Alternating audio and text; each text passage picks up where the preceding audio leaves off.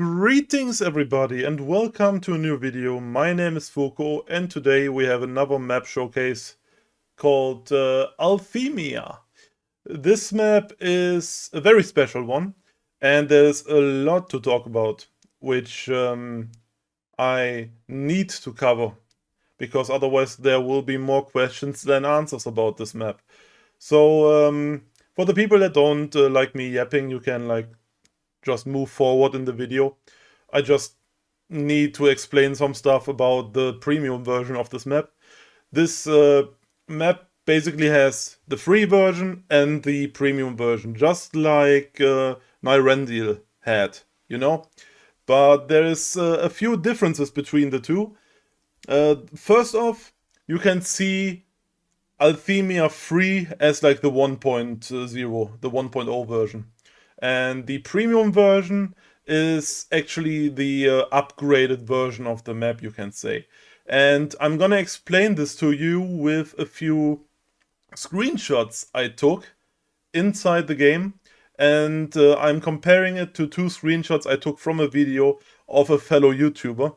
And you immediately see that these two maps have entirely different makeups. It's like the creator really wanted the premium version to be like a level up.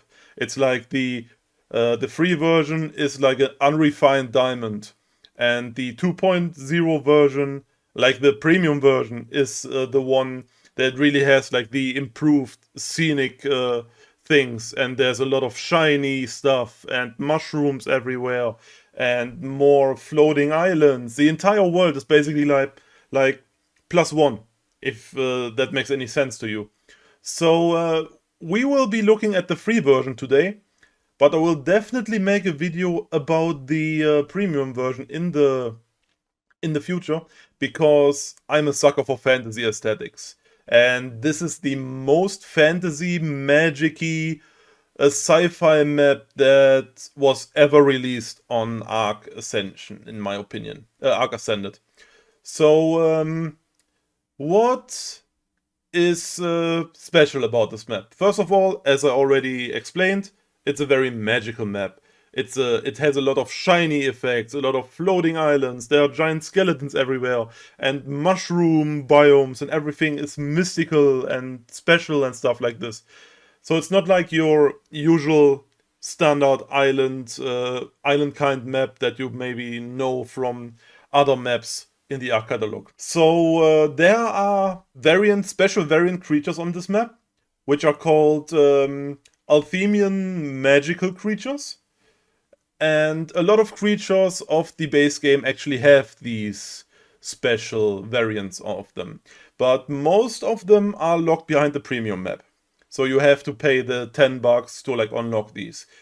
The few that are unlocked are the magical Gigantoraptor, its name is, and I will show that one off in the exploration part of the video. Then there is a magical Tulakuleo and a magical Unicorn. And all of these are tameable, and what I have read on the Discord of the creator of the map, you can actually transfer these creatures out to other maps. I have no idea how it works. Usually, map-specific creatures will either be destroyed outside the map or changed to their standard variant. So, more research is necessary for that one. There are special resources in this map. They look like recolored metal ingots. They are basically, their names is like rose ingots and emeraldo ingots and gold ingots or whatever. And all of these are used for summoning boss fights. There are also a lot of special boss fights on this map. There are some species, some base game species, that actually exceed the level cap that are usually on the max difficulty servers. Usually you have the max level would be 150, right? But on Althemia you actually have creature spawns like Gigantoraptors with level 450. If you have one of these, you will always get full extra levels on anything you claim with them. And there's level 300 Mosasaurus with 70 points in melee damage. So this makes Althemia, sorry, also a very good taming map. You have seen the difference between the free and the premium version already earlier, but I still want to show you the free version because I think every map deserves to be shown in its full glory, no matter if it's the teaser version or the premium version. I do another showcase for the full premium version in the future. And let's hop right in and let me show you what is so special about Althemia. I have already played a bit on the map. I needed to because all of the special stuff that this map offers. It is not just another empty canvas where you have like everything the base game offers and no like custom functions. This map has tons of custom functions. The developer is a really chill guy. He's a Spanish guy, I believe, and he speaks relatively good English, so you can just hop on his server and ask some questions if you like, or you ask me and I try to get the information for you. So this is one of the 2 spawn points that are currently on the map, and it's implied that you are crashing on this map with your spaceship. Has a bit of like Subnautica vibes. And if you go to this water here, you can see these loot crates. They are actually there to like give you a head start into the map, which is a really great decision in my opinion. No other map that I've played on yet had these. You can just loot them from level 1, and it gives you stuff like really good like hatchets and hatchet blueprints and some cloth armor. Also, these respawn every few minutes, so you can actually just stand here and farm good blueprints of picks. We are starting with the desert part of the map. First of all, because you will probably notice that in this video a lot, this map has a few performance issues. This map is not built around people flying over the map with like lightning speed, like I am doing right here with the admin sheets. It triggers a lot of performance issues. The quality drops and you get frame rate issues and stuff like this. So just be prepared for this if you play the free version. I am not 100% sure if the premium version is better, but from videos I've seen from the premium version, it is much better on the premium one. Here you have another possible future spawn point because you have another loot crate here. Look at all these hatchets. I don't know if I have my loot quality to like 1.5 or 2, but I think I have it maximum at like 1.5. So even if my drops are a little bit higher, you should definitely get like 200%. What I have immediately noticed, I don't know why, but the desert is overrun by Gigantophis. So if you have the Gigantophis mod, there's like more snakes on this island than anything else. So a prime direction for taming these giant snake friends. We are moving further down the coast. By the way, I am not giving many coordinates because I want people to explore this map themselves. I just show you what's on the free map and you can just find the stuff yourself, because this is a prime example of a map that needs to be explored yourself, and you should probably do it on foot with a like land dino. You can use a flying dino, sure, but it takes a lot of the immersion in my opinion. You should definitely try to explore most of the map by foot because there's so many hidden secrets all around this map and it's amazing. I loved every minute of like just walking around on the map and finding little secrets, little shiny caves to explore and stuff like this. So what you see here is like a Dark Age like castle. Oh, and there's the first frame rate drop that I've talked about earlier. Pretty nice looking. It's not quite on the level of the Nyrendril castles, but it's up there. It's definitely a very secure position because it has this giant wall all around it. It's as high as a Rex or something, so if you have this one closed, nobody get in here. Wandering further down the coast, we have this island around the red obelisk, with lava all around the thing. Tons of crystal everywhere. If you know where the resources are on this map, there's an endless amount of resources, trust me. And I will get to that later. By the way, I know this is like is a debate that many people have about Ark, but most people don't like the clouds and the fog, and they deactivate it, or the light bloom and the light rays. If you want to fully experience a map like this one, you should definitely play with clouds and with light blooms and with light shafts, because it makes these glowing extras this map has sprinkled across it everywhere so much better. You will thank me later. I know many people don't like the intensity of the light blooms of Ark Survival Ascended, and many people don't like the cloud effects, but it really adds so much to this map, especially at night.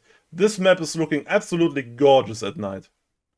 You have this giant crevice in the middle of the map with these swamp trees. A prime spot to tame rhinognathas. They like to spawn in this one.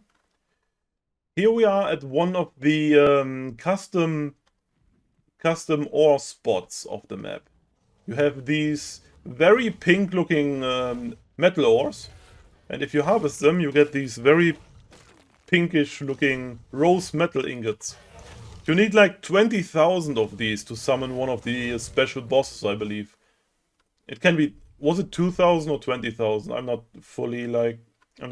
very sure. Also, if you have the premium version, there are like custom weapons. There are like weapons made out of ice and magical weapons that shoot projectiles and stuff. It is amazing. Also, there's a magical Shinehorn, which you can tame, and all the magical creatures, they poop special items. Every single one of them. And the magical Shinehorn poops veggie cakes.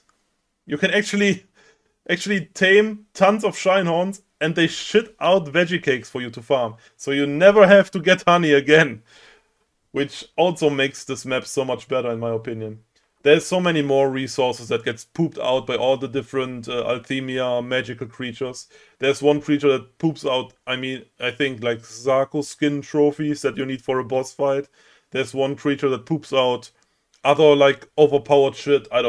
Like so much really helpful stuff.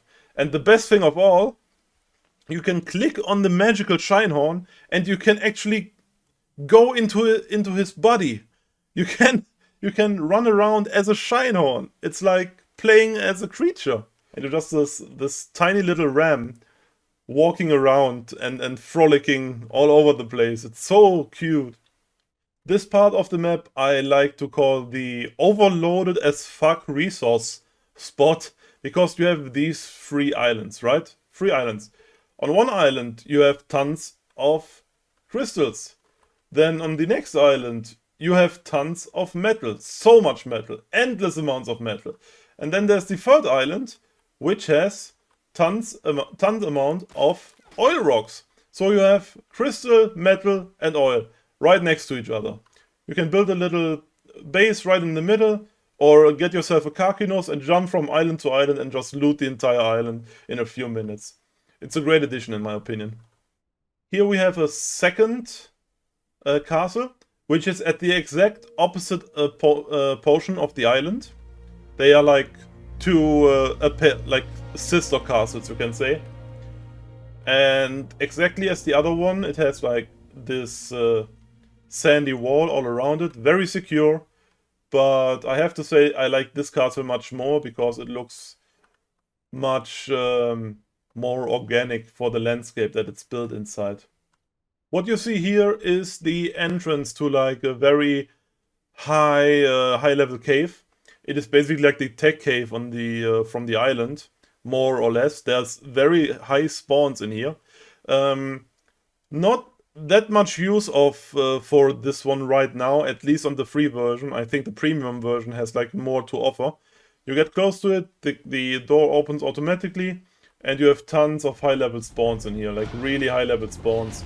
There's also Giga spawning in here. It really, Jesus Christ game, it really reminds of the... Oh, there's an entrance here. I never even seen this entrance. Jesus Christ. Ah, okay, that's what it's for. There are 2 high-level red drops in here. I've never been here. Oh, I'm not level 65 yet. So yeah, that's basically like a cave for like high-level drops and stuff. At least on free. As I said before, I don't know exactly what premium stuff is actually would be in that cave. Right in the middle of the map, almost the middle, you will find this rock that has tons amount of polymer. For whoever still needs to farm polymer, I was under the impression that everybody's just using organic polymer with a good Pelagonus. But if there are still people that farm polymer the old-fashioned way, you will find thousands of polymer on this little cliff here. If you are looking for spots to tame Carcass and Giganotosaurus, there's actually a spot in the Redwood biome for this, where almost only Gigas and Carcass spawn. Like this entire little plateau here is like spawning so many of them. For this one I actually tell you the coordinates, because why not? It's about 3265. Besides the performance problems of the map, it has also a little problem with like rendering big objects depending on the distance you are to them. So right now you think like that's just an empty valley of lava, right? And you go a little bit further and things just pop in and out of existence, which is a shame. But I don't think the premium version has this. So it is free, so we shouldn't be complaining too much, right? A little very special secret we have on this map, which I have not seen on any other map yet, is if you get close here to this temple, there's a little shadow main. Fully animated from ASE, Genesis 2. Just chilling. He's not really there, it's just a model. But I think it's extremely cute. The way he's like just sleeping and chilling. Or she. And there is one of these magical creatures that I have been talking about. You can tame them just as the normal ones, the normal spawns that are on this map. Completely normal taming method. You do it just as a normal Gigantoraptor would. Then you claim the baby. And they poop special items. Every magical creature poops a special one. And there are also demonic spawns, like demonic creatures, and there are other special spawns. I can post some of the screenshots right at this moment, so to give you guys a little bit more of a look into what the premium version of this map actually offers to you. This map actually has an underground aberration zone, as you have seen earlier in the screenshot that I've showed to you. It looks not as good as it does in the premium, again, but you get all your normal aberration, like your aberrant creatures spawning inside here. Sadly, no Reaper Queens. These are only for the premium version. But this map has actually a special aberrant of Reaper Queens that you can get. And they look absolutely amazing. Imagine like shimmery pink-blue Reaper Queens. One more thing that I have missed to explain to you guys. You are not supposed to fly in the caves of this map. That's an intended feature. The developer of this map doesn't want people to cheese the cave puzzles and stuff like this.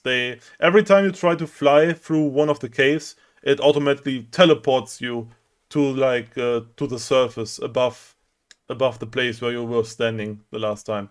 So we cannot cheese the stuff, even if I just want to show you guys. So the next part will be done legitimately. You have this wyvern crevice at one part of the map. There are pyromanes spawning here as well. And wyverns, but no wyvern nests. The wyvern nests are only on the premium version. So there's a wyvern. I have to just go past it, you go inside here, and then you are forced to not fly, because otherwise I'm just getting ported to the outside. And you have lava down there that instantly kills you if you fall inside. So I'm trying to do this first try. Otherwise, I am probably cutting this part out, because you guys don't have to see me completely fail. Oh yeah, I completely forgot. There are parts in here that are radioactive. So you need to bring the hazard suit. Which is the only reason why I had it on. You have all these nice little things around. This is the part that stresses me out the most. Wait, can I actually cheese it? Nope, I cannot cheese it. That would have been kinda... Ooh. Ooh, damn. I hate this part. Ah, nice. Jumping puzzles were never my favorite. And then you have this nice little altar room with the first artifact. And there are actually more artifacts in here.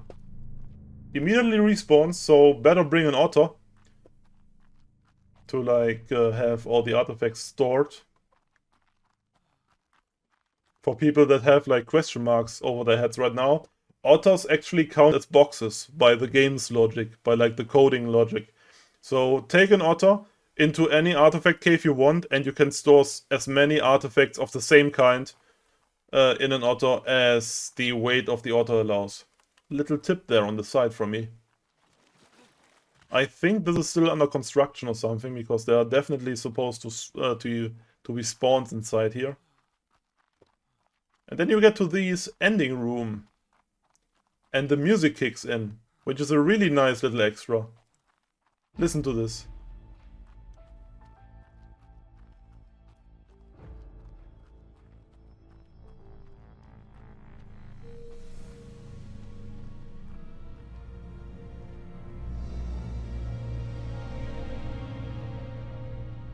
Very bad timing with the daytime breaking.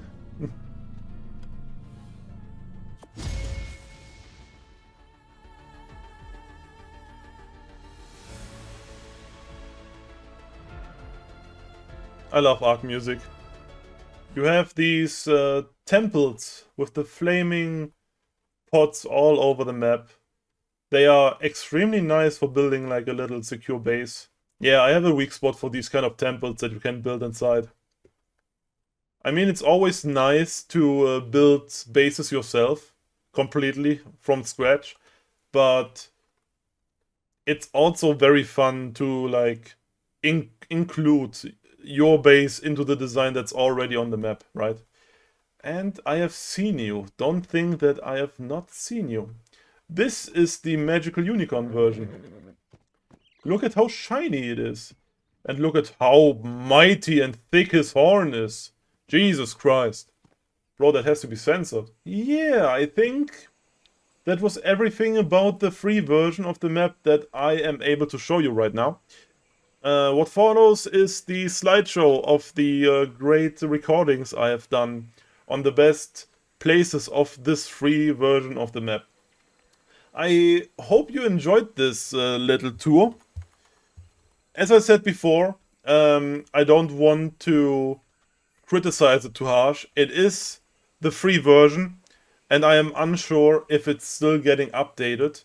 If you like what you have seen on the free version, should definitely play the free version yourself, and then maybe think about upgrading to the premium, because what I've seen of the premium, it is worth it. Like, what the creator have done with the premium version of this map is really something special. And, yep, as I said before, you should experience it with Light Bloom and Clouds, in my honest opinion. But I'm not here to tell you how to play your game.